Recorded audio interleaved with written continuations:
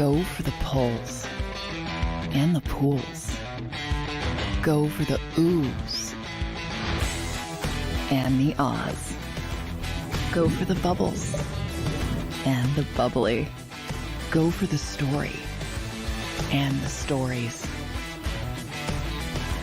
Go for the win. Go to Ocean Casino Resort. Book your trip at theoceanac.com.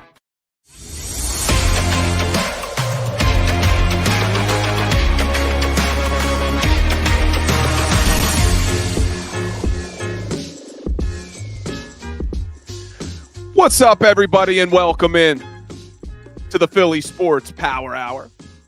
Happy Friday to everybody. Our last Friday before NFL free agency. Can't wait. One of my favorite times of the year, NFL free agency. And we got to talk about the Philadelphia Flyers. I keep saying it. I've been saying it for months. To turn your attention back to the Flyers, and they keep proving me right with another big win last night against the best team in the NHL, the Florida Panthers. So we'll talk about our Fly guys, and then I want to jump in to everything Philadelphia Eagles, NFL free agency, because there is a lot to talk about.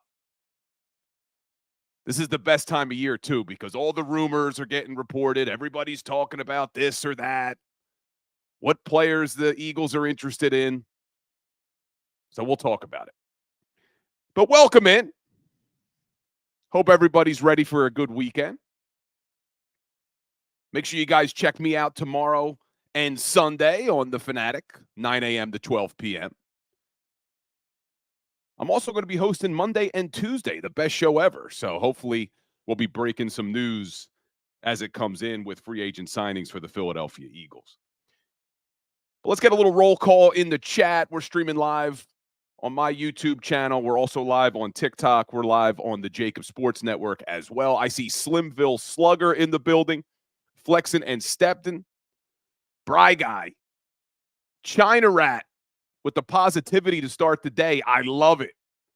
Chwiz, Mike Fittery, Rob at Temple, Kyle, James Jones, Moody West. What's going on, my brother? Good to see everybody. But let's jump in. I see Decoy Gaming checking in. A lot of people checking in today. Well, let's jump right in and let's start talking with the Philadelphia Flyers. I'm rocking the shirt today. They deserve the respect today, because all they keep doing is proving everybody wrong. Everybody. What's up, King of Pressure? What's up, Mario? People checking in on TikTok. But the Philadelphia Flyers keep proving everybody wrong. And today at 3 o'clock is the NHL trade deadline. What does Danny Briere do? What do the Philadelphia Flyers do? Now, they already made a trade the other day, trading away defenseman Sean Walker. They get a first-round draft pick in 2025. But do they do anything today? Because this team, look, I've said before, I don't have any crazy visions that they're going to go and win a Stanley Cup. But they keep beating good teams, teams they're going to see in the playoffs. And this team is proving every single week, every week, that they can hang with any team in the NHL.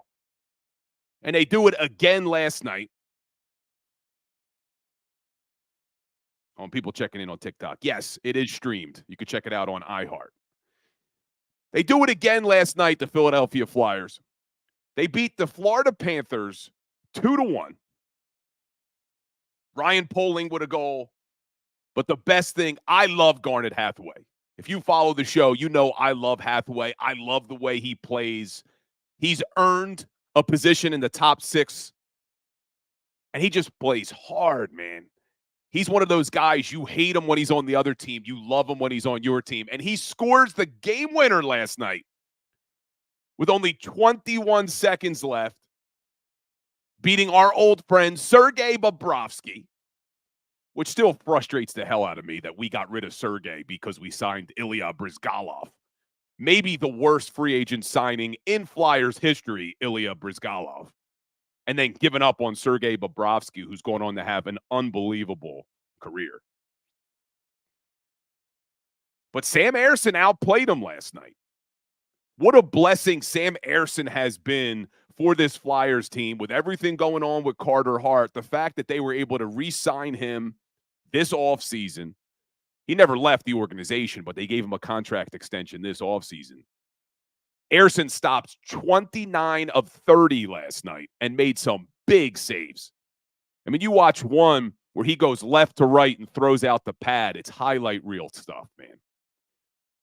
And you look at this team, when I say that they keep proving everybody wrong, the Florida Panthers not only are the best team in the NHL, listen to this, okay?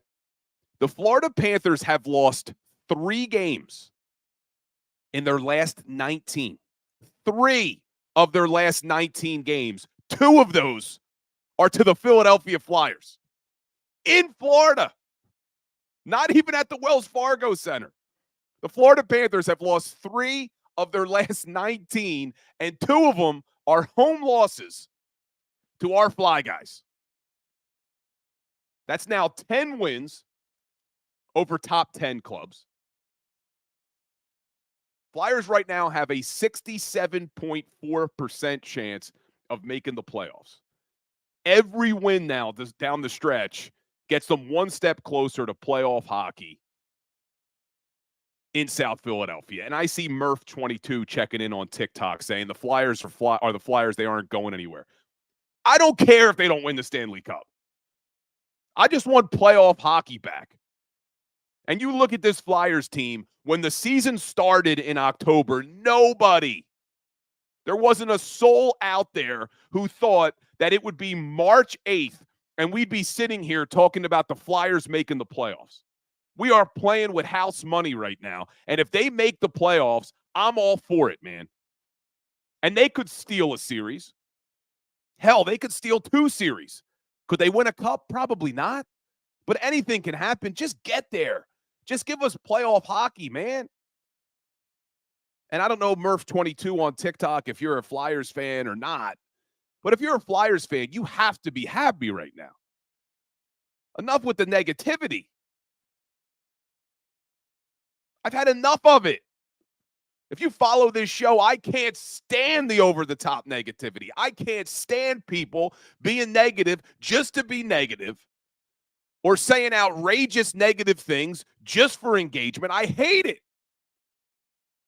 So there's not a single person in this city who should be saying a negative word about the Philadelphia Flyers. And of course, Murph22 just confirms he's a Penguins fan. So of course he's going to talk negative about the Flyers.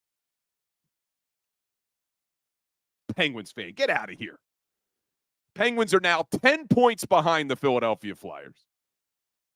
Looks like they're not making the playoffs. So hate all you want, because guess what? The Philadelphia Flyers and their bunch of nobodies, quote unquote, are going to be playing longer than Sidney Crosby does this year.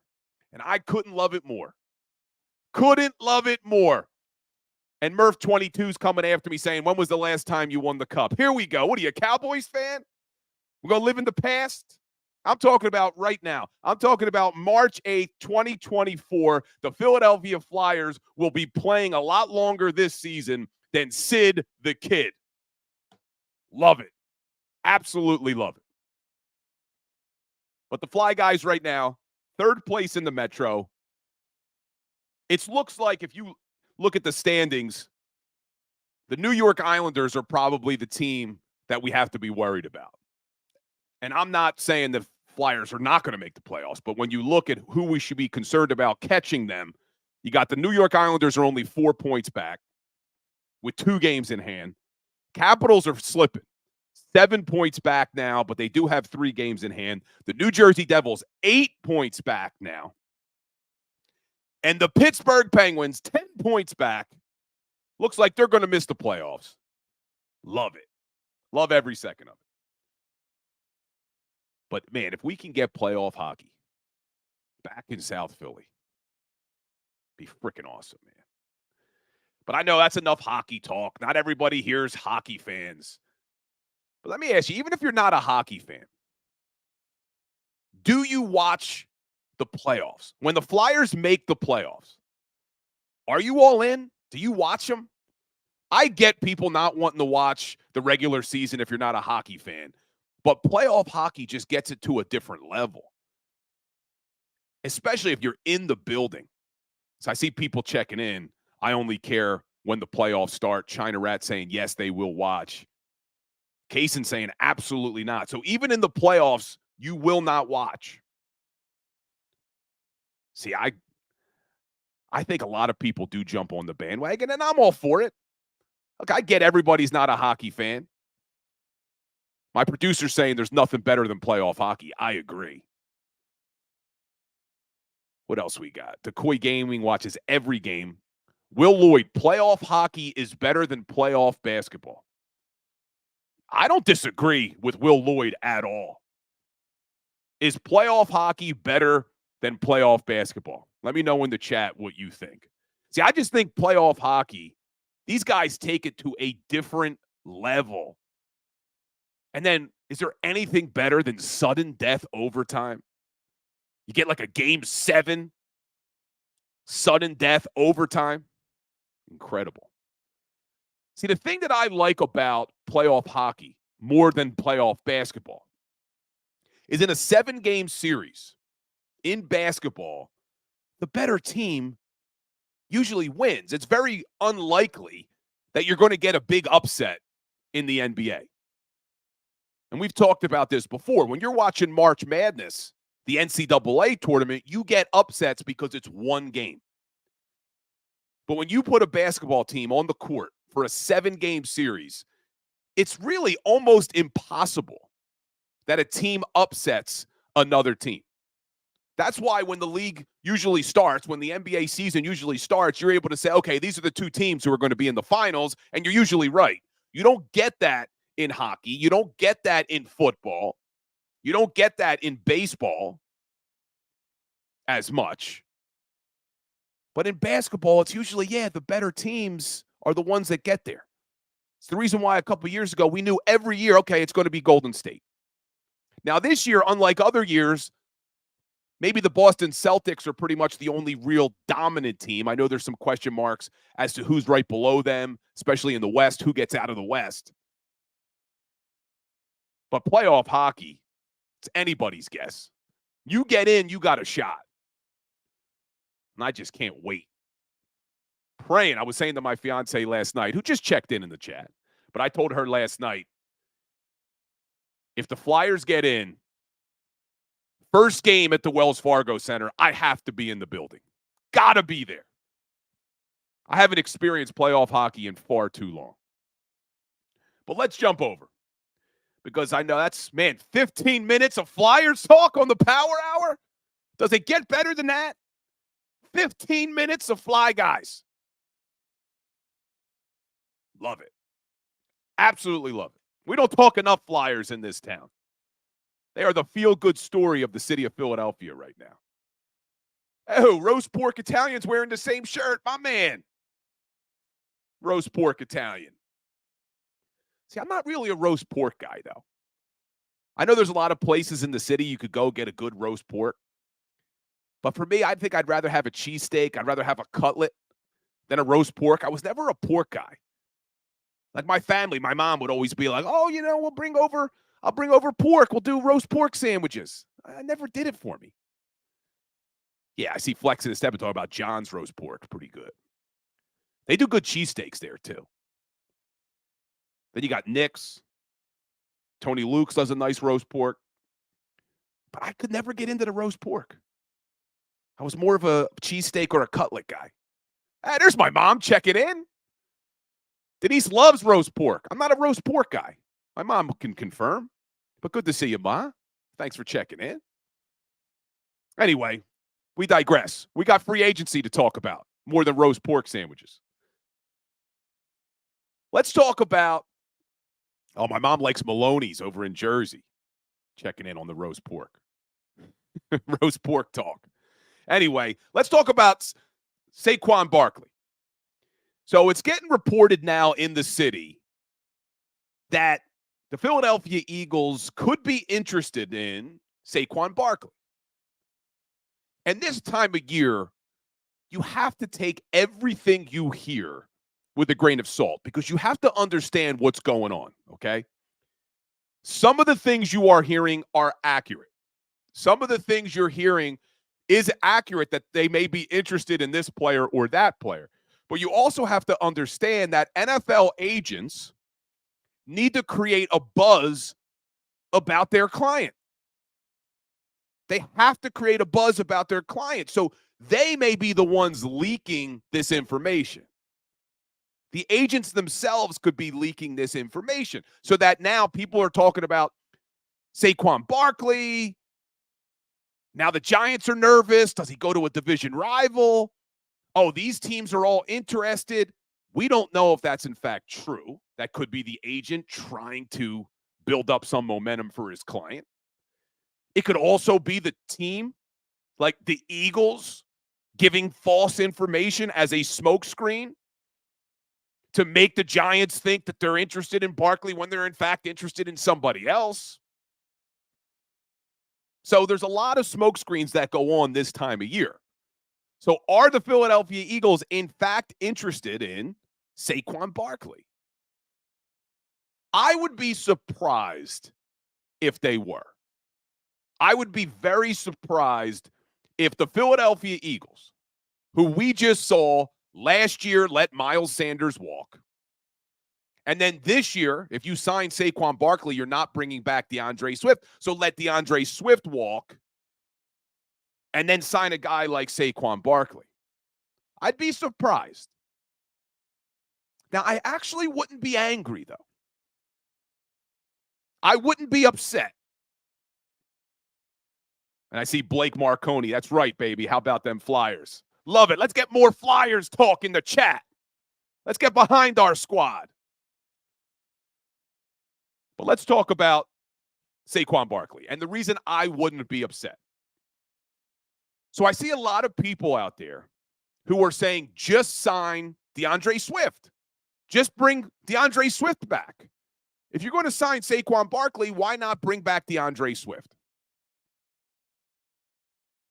I have some concerns about DeAndre Swift. There is no denying that Swift has the ability. And what we saw from DeAndre Swift this year was a lot of good stuff.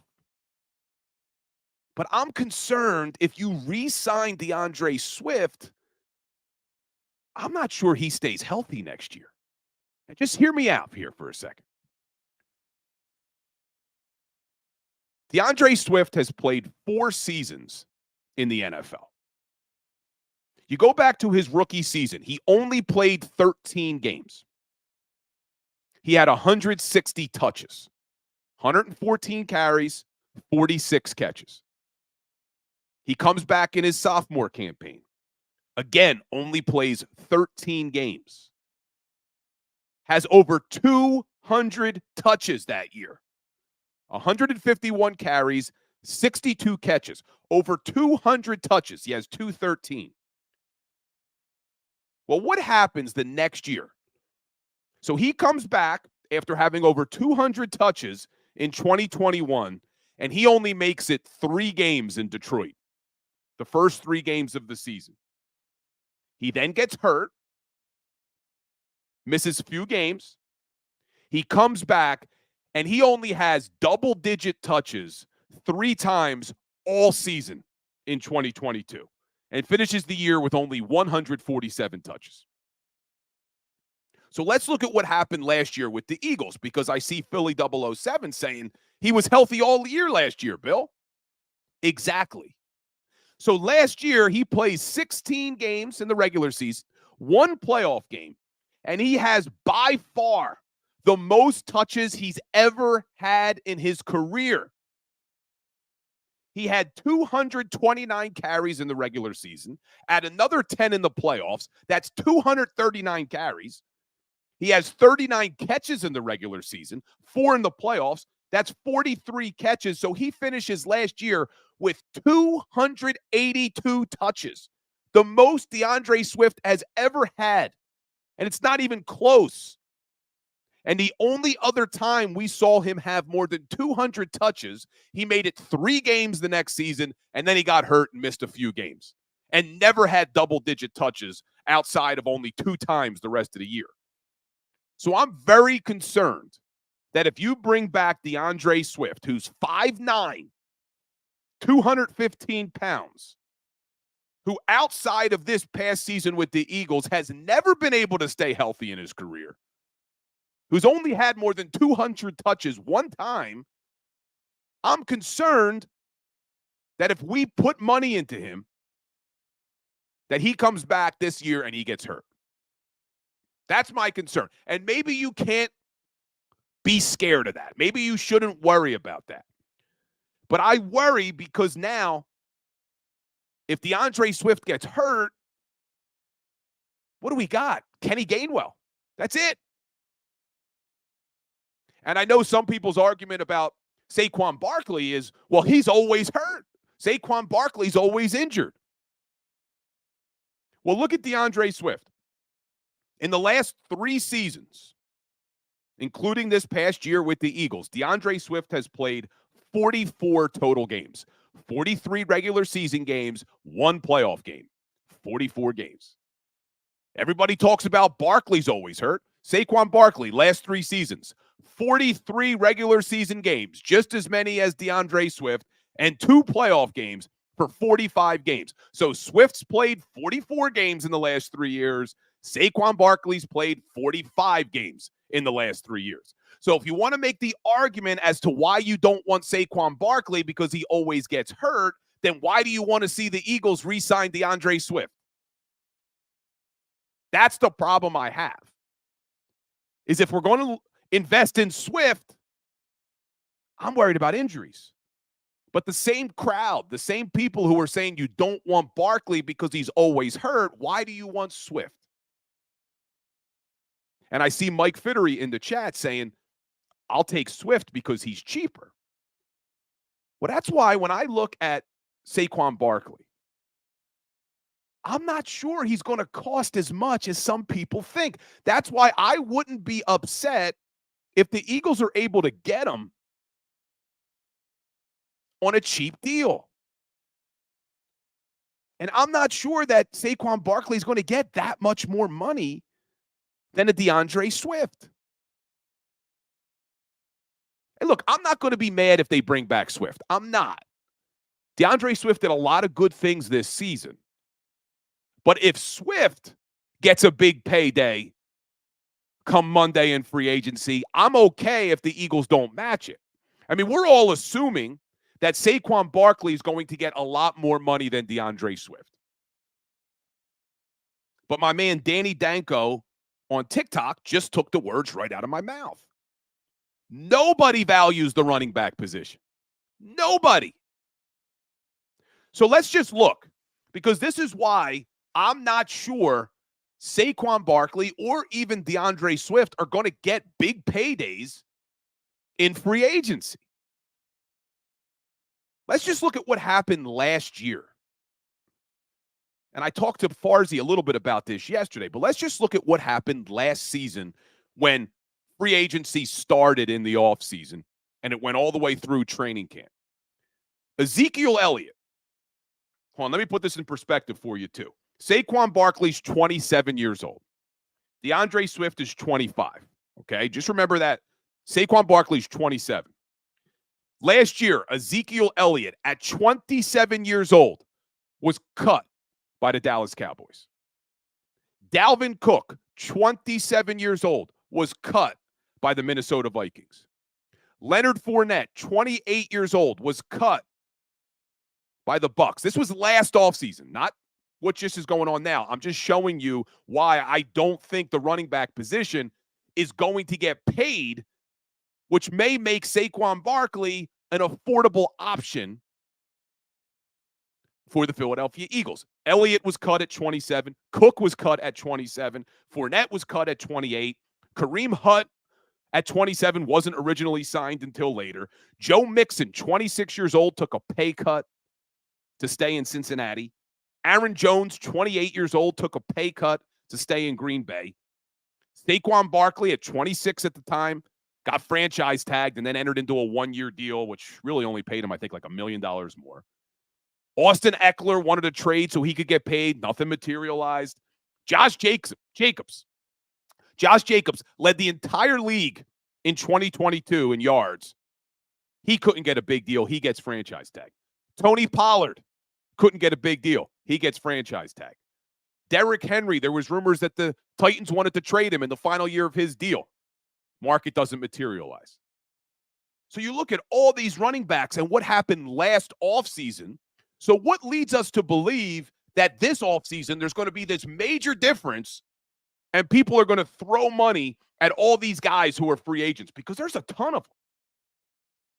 There are a lot of running backs who are free agents this year. You got Saquon Barkley, Josh Jacobs, Derrick Henry, Tony Pollard, Austin Eckler, DeAndre Swift, Josh Dobbins from the Ravens. I mean, all of these guys.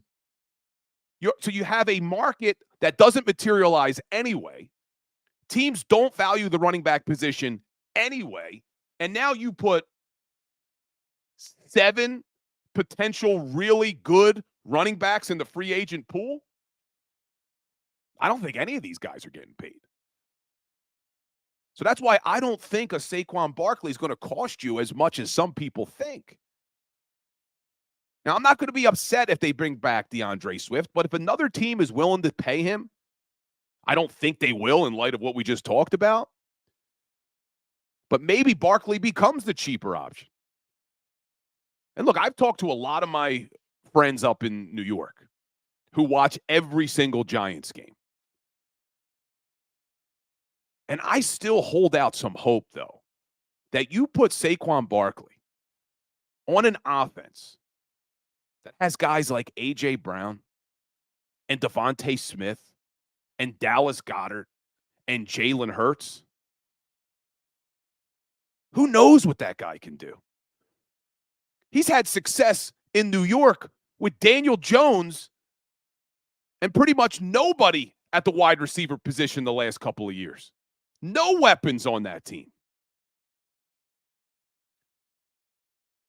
So we'll see what happens. But I'm telling you that the running back position's not really valued anymore. And when we get back, I want to show you why really it's not necessary to have a franchise running back to win a Super Bowl. So we'll talk about that when we get back. And then I want to talk about Howie Roseman and if we have confidence that he's going to have a successful start to the free agency period. This is the Power Hour. Stay tuned. We'll be right back.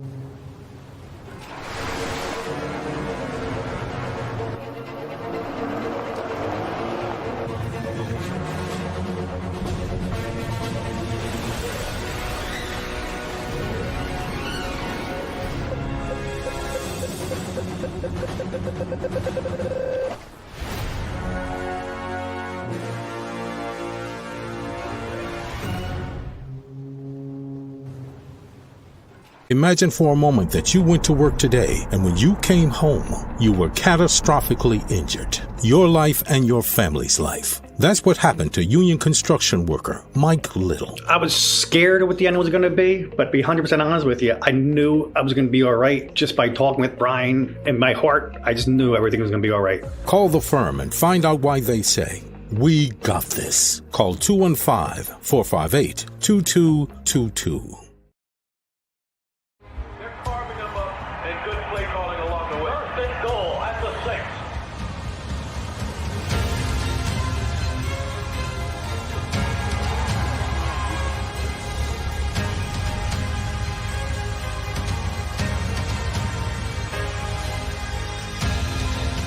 Field of life, First Trust Bank is there for you. Champions on 3. 1, 2, 3. Because Philadelphia dreams deserve a Philadelphia bank. Underdog Fantasy is the easiest place to play fantasy sports, and certainly the easiest when you're watching the NBA. And the NBA playoffs are almost here, and you can win money making picks. What are you waiting for? Sign up on UnderdogFantasy.com and use the promo code WIN. An Underdog will double your first deposit up to $100. That's UnderdogFantasy.com. Use the promo code WIN. Get ready for the NBA and get ready for the NBA playoffs. Go to UnderdogFantasy.com. Use the promo code WIN.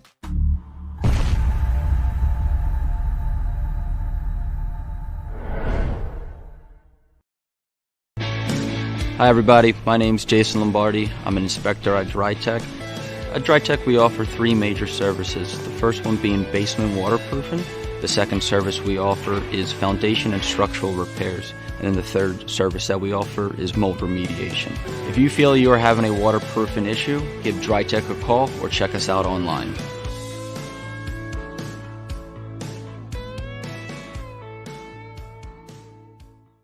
Do you stream on a Roku, Fire Stick, Google TV, or Apple TV? Now you can watch 6ABC 24/7 with the 6ABC Philadelphia streaming app. And the big story on Action News? Search 6ABC Philadelphia and start streaming today.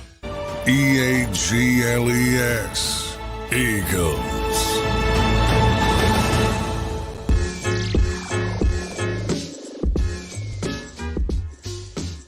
Welcome back into the Philly Sports Power Hour with Bill Colarulo. Appreciate everybody spending this hour with me on Friday, our last Friday before the legal tampering period kicks off. But we'll get a chance to talk on Monday because we're live at 10 a.m. and the legal tampering period starts Monday at 12 p.m., which is awesome. Let me check some of these dates we got coming up. So we got legal tampering, 12 p.m. on Monday. The league year will officially begin Wednesday at 4 p.m. So that's when all of those deals will become official. Now, we'll start hearing things Monday at noon, but remember, I always go back to Frank Gore because remember, we thought Frank Gore was coming here in the Chip Kelly era, and then I guess he talked to somebody who was like, "You're crazy playing for that, coach." And then he changed gears and went to Indianapolis. So usually when legal tampering period starts, what you hear is accurate, but it will not become official until Wednesday at 4 p.m. So we have, looking at some of these dates, legal tampering on Monday. League year officially kicks off March 13th at 4 o'clock. March 24th through the 27th are the annual league meetings. So a lot of times that's when we get decisions about rule changes. So it looks like the tush push, the brotherly shove is here to stay. But one of the changes is about the kickoff, and there's some complicated options that we'll get into when that all hits to see what they do. April 1st, teams with new head coaches can start their off-season workouts. Everybody else, so this includes the Eagles, would be April 15th, which is crazy because we're about a month away. A month away from off-season workouts starting for the Philadelphia Eagles. And then obviously April 25th, one of the greatest couple days in the NFL, the NFL draft. So we'll start talking about that. Now, this is an important date. May 2nd is the deadline to exercise the fifth-year option on 2021 draft picks. Now, understand the way the NFL works. Only first-round draft picks have a fifth-year option. So players drafted in the 2nd through 7th rounds do not have a fifth-year option. So Landon Dickerson, Milton Williams, Kenny Gainwell, Zach McPherson, no fifth-year option on those guys. They're all eligible for new deals now because you have to have 3 full seasons under your belt. So you may start hearing extensions for them, especially Landon Dickerson and Milton Williams getting extended. But Devontae Smith is the only first-round draft pick from the 2021 draft for the Eagles. So they have until May 2nd to exercise that fifth-year option, which I think is a guarantee that they will do that.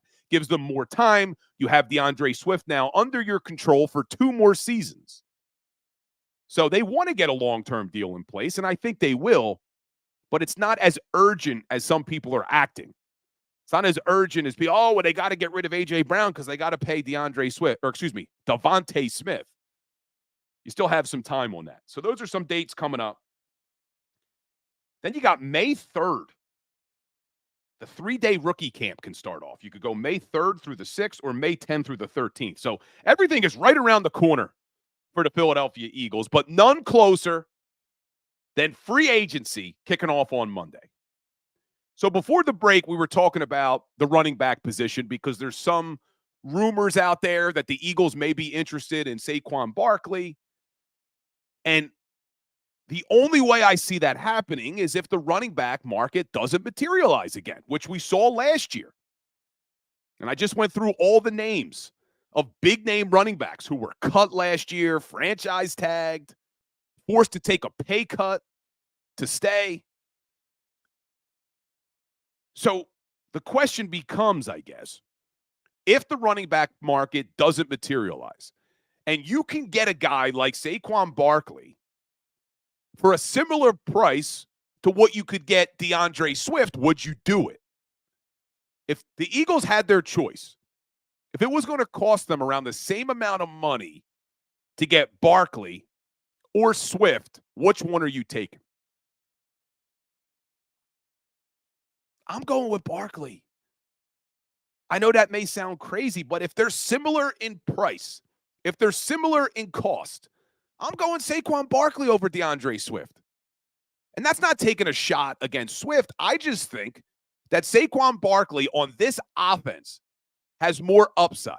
There's a reason why Tiki Barber is freaking out about Barkley coming to the Eagles. There's a reason why all my friends up in New York are freaking out about Barkley potentially coming to the Eagles. It's because you put Barkley on a team like the Philadelphia Eagles who actually have weapons, unlike the Giants. How are you stopping this offense? What are you doing as a defense? Now, one of the things I want to see Kellen Moore bring back is a successful RPO game. How the hell are you stopping an RPO if you have Jalen Hurts putting the ball in the belly of Saquon Barkley and then having the ability to either give it to Barkley, pull it, and throw it to A.J. Brown, Devontae Smith, or Dallas Goedert, or running it himself? How are you stopping that? And as good as DeAndre Swift was this season, he's 5'9", 215 pounds. Saquon Barkley is 6 feet, 235. I want to see that on this offense.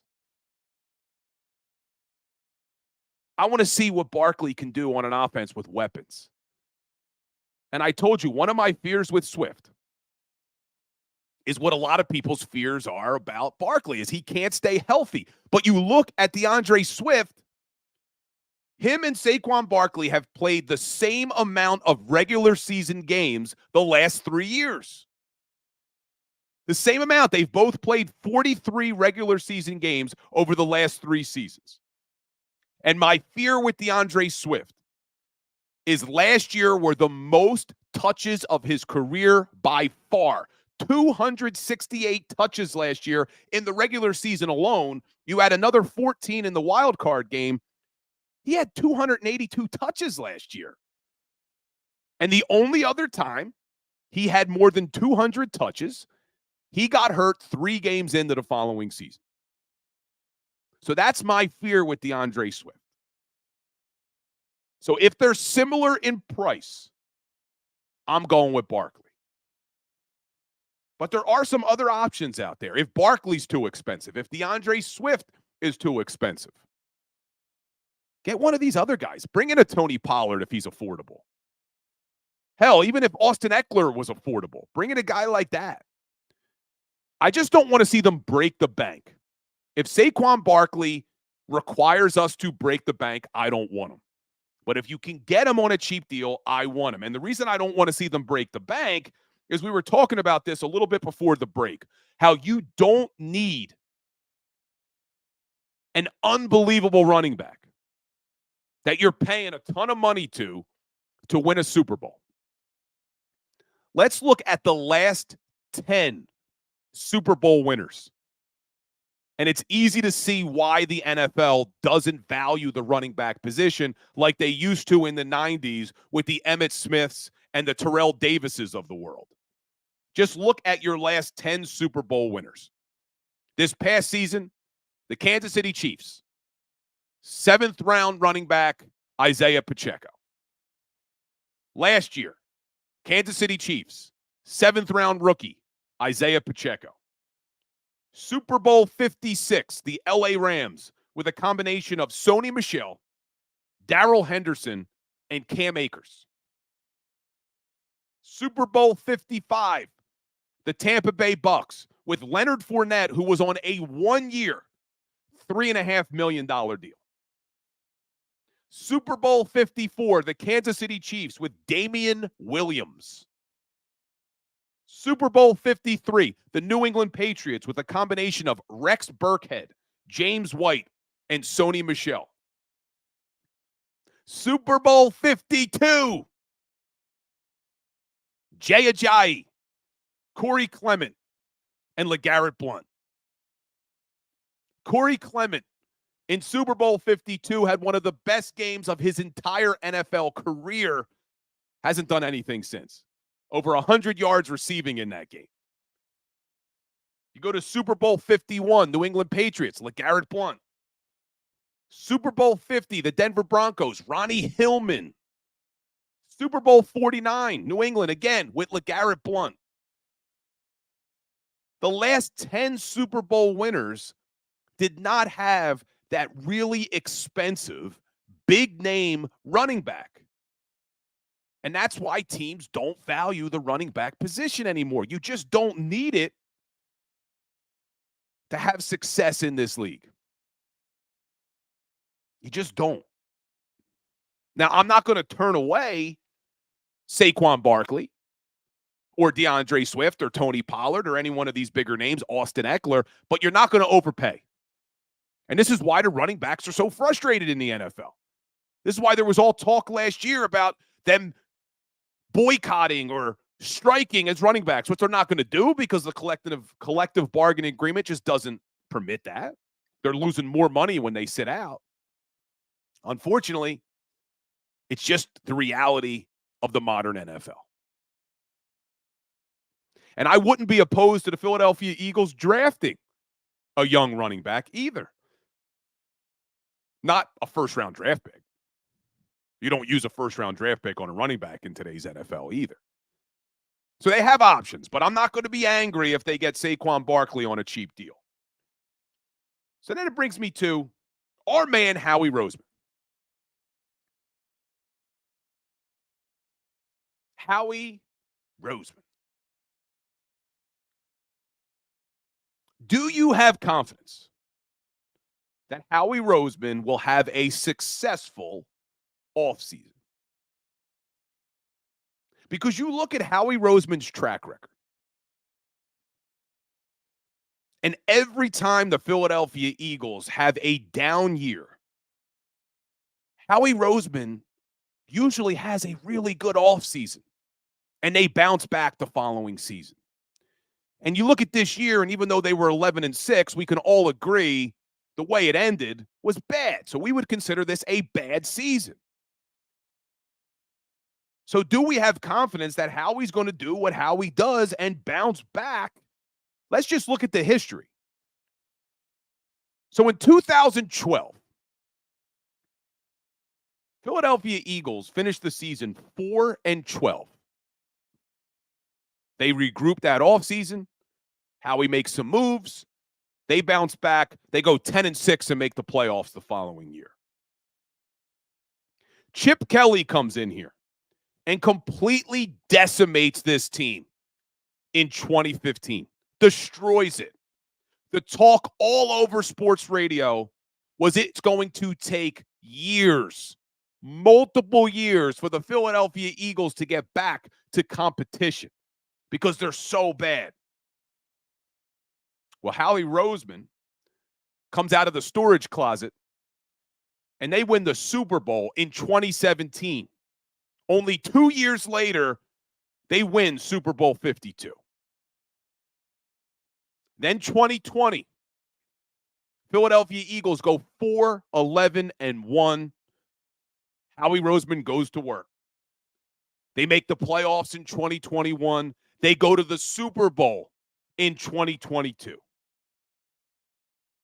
So history would tell us that as bad as things were last year, and if you watch this show, you know I've been very critical of Howie Roseman and the way he built that defense, because I blame a lot of what we saw last year on the personnel on the defensive side of the football. I said that in the middle of the season that I didn't care who the defensive coordinator was. They weren't good enough in light of the personnel that they had. Howie Roseman swung and missed at the linebacker position. He did the same thing at safety. He overvalued James Bradbury at corner.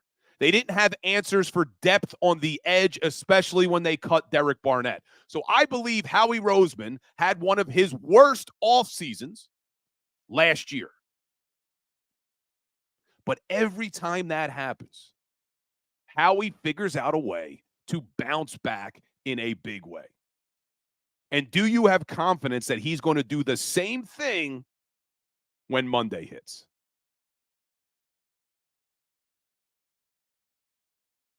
I do. I can't remember a time when Howie Roseman had this much money to work with. They're now sitting there with the new numbers that came out today with $43 million in cap space. $43 million. That's incredible. So not only do you have Howie Roseman, who knows contracts, who even when they don't have cap space, figures out a way to sign players, you're giving this guy $43 million, and we know the cap's only going to go up more next year and the year after. So I've said this before, anybody the Eagles want, they could afford. So I do have confidence that by the end of next week, we're going to be sitting here saying, pretty good start. Now, as we've learned over the years, that first wave of free agency isn't the end of free agency. The way this Philadelphia Eagles team looks next week isn't how it's going to look come training camp in August. So I keep looking at their needs, and I keep thinking to myself, well, what do I need to see in this first wave of free agency to feel that it was a success? And I don't expect them to answer every question mark, because that's just not how Howie Roseman works. It's not how really NFL free agency works. Like I said, there's going to be that second wave of free agent signings. We still have the draft. You still have potential trades. You still have people getting picked up at training camp. But for me to feel good about the direction of this Philadelphia Eagles football team, when free agency kicks off next week, here's what I need. As much as they have needs on offense, as much as they need a running back, need a third wide receiver, need a second tight end, need some offensive line depth, if I don't hear a thing about any of those positions next week, I'm not freaking out. Because there's a lot of time to fill those positions. There's a lot of time to get a third wideout or a second tight end or offensive line depth. And there's certainly time to find a running back.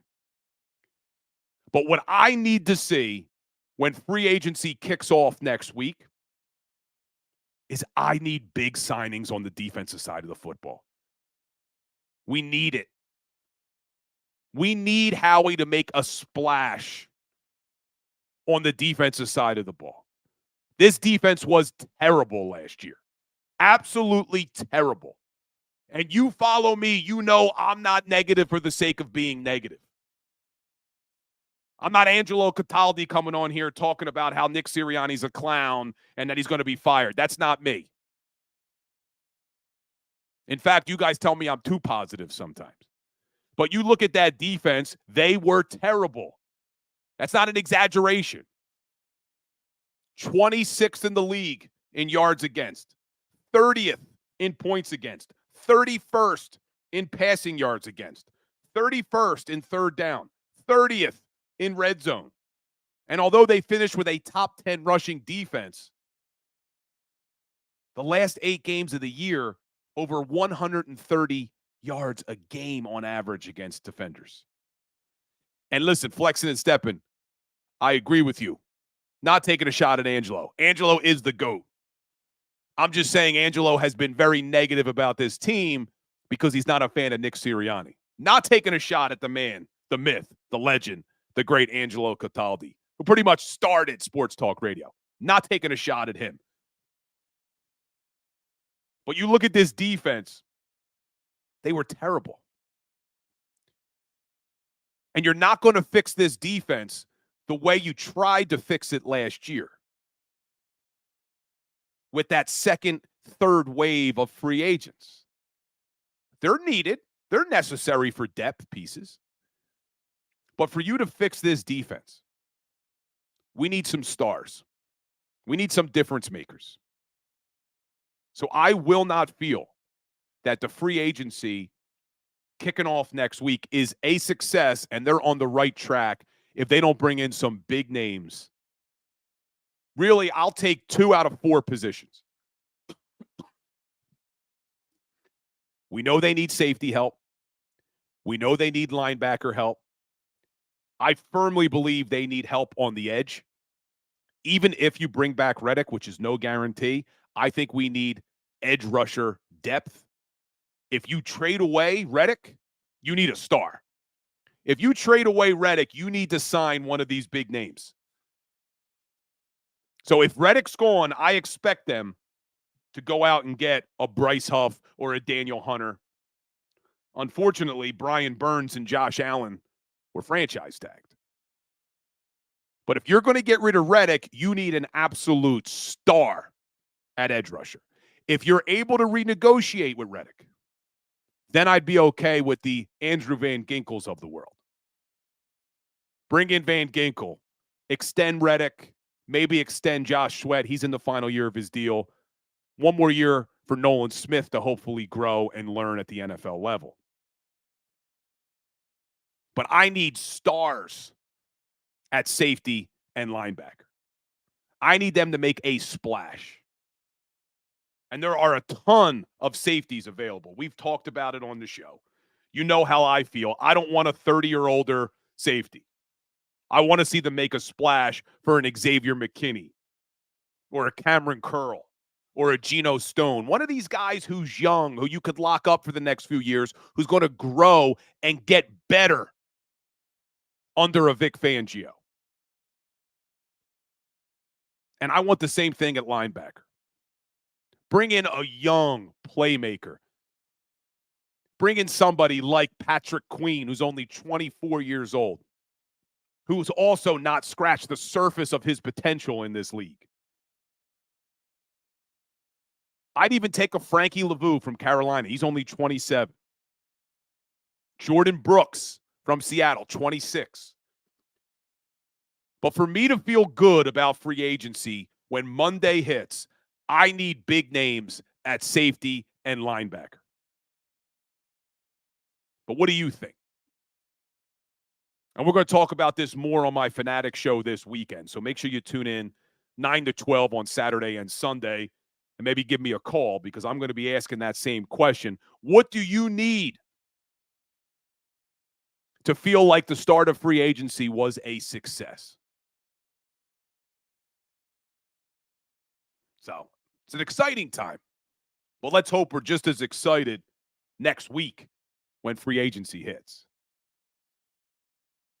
And I see people checking in on TikTok and in the chat. Where's my man Rudy Poo? Mr. Rudy Poo. Now, you're usually coming after me. Rudy Poo and I never see eye to eye. And we don't see eye to eye on this one as either, because he says Patrick Queen only looked good because that Ravens defense was elite.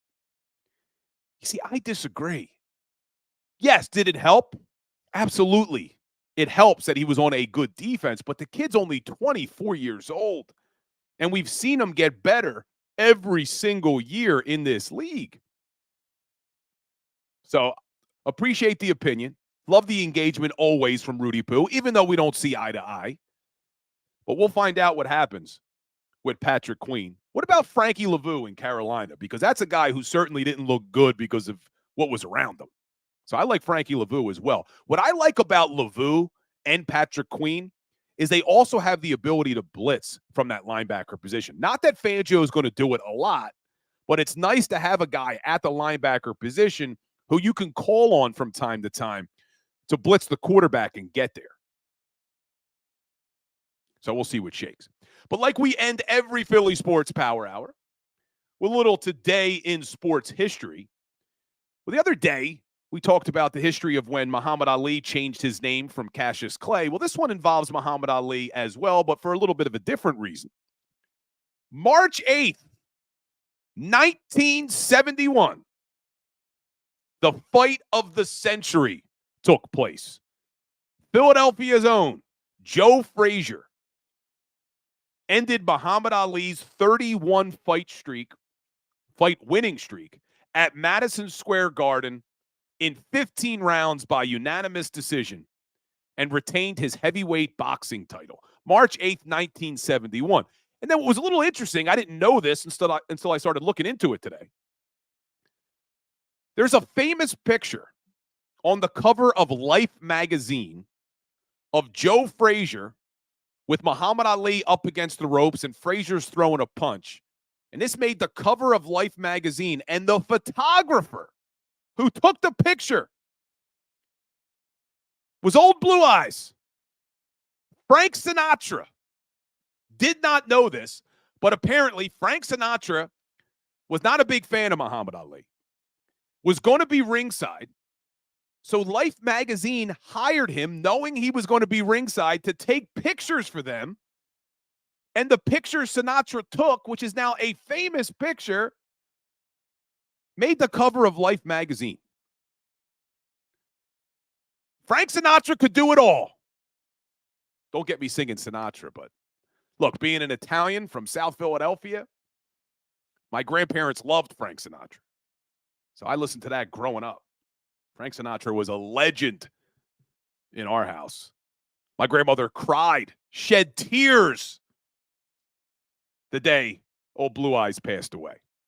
A little interesting. Today in sports history, 1971, March 8th, the fight of the century, Joe Frazier, unanimous decision in 15 rounds to end the 31-fight winning streak for Muhammad Ali.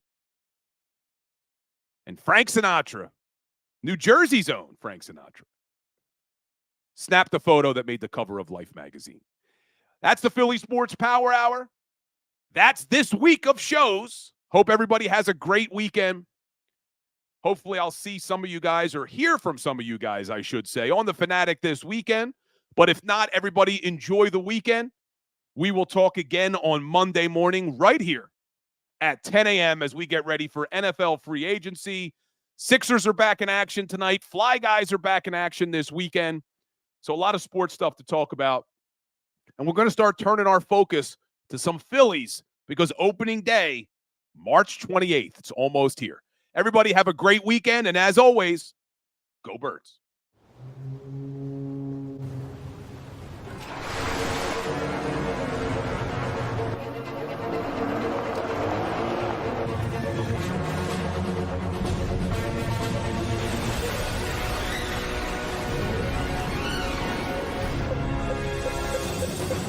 Thank you.